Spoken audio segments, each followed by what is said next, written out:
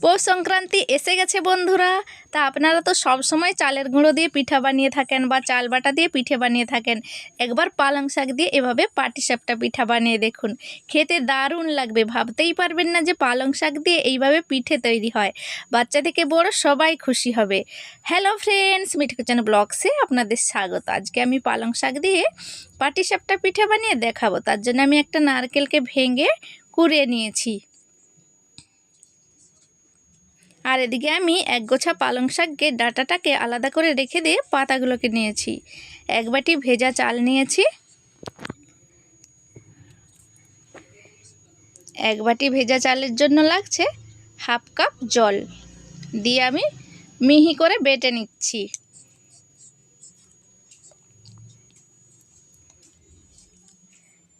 দেখুন মিহি করে বেটে নিয়েছি।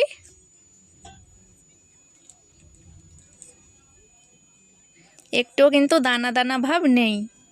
তারপরে কড়াইতে এক বাটি জল গরম করে পালং শাকের পাতাগুলো দিয়ে একটু ফুটিয়ে নিয়েছি।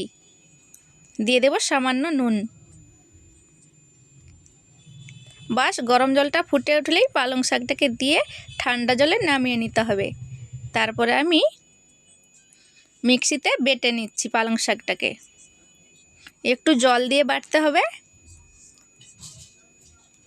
আবার আমি যেই বাটিতে চাল নিয়েছিলাম সেই বাটিরই হাফ কাপ নিয়েছি পালং শাক বাটা।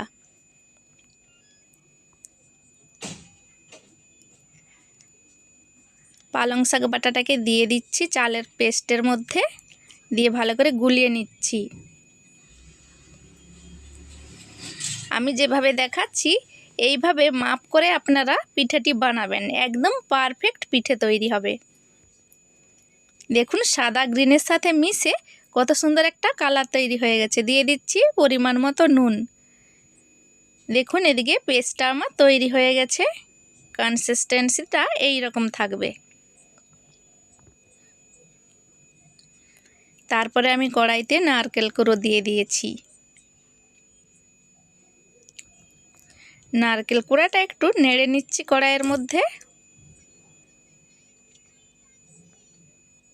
দিয়ে দিচ্ছি খেজুর গুড়। যে যেমন মিষ্টি খায় সেই রকম কিন্তু গুড়টা দিতে হবে। একটু নেড়ে চেড়ে নারকেলটার সাথে ভেজে নিচ্ছি।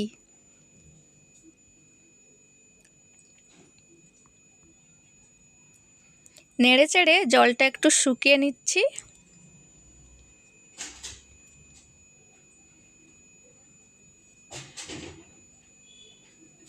নারকেলের মধ্যে একটু এলাচ দিয়েছিলাম, চাইলে নাও দিতে পারেন। এদিকে আমি নামিয়ে নিয়েছি পুরটা। এইদিকে আমি কড়াইতে একটু তেল ব্রাশ করে নিয়েছি। এক হাতা আমি চাল গুলানো দিয়ে দিয়েছি। দেখুন কত সুন্দর পিঠে তৈরি হয়ে গেছে।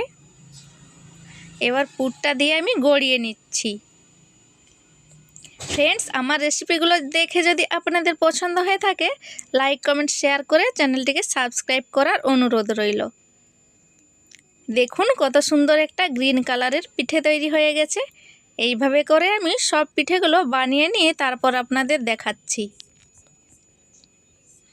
দেখুন সব পিঠেগুলো তৈরি হয়ে গেছে। কতটা নরম তুলতুলে গ্রিন কালার।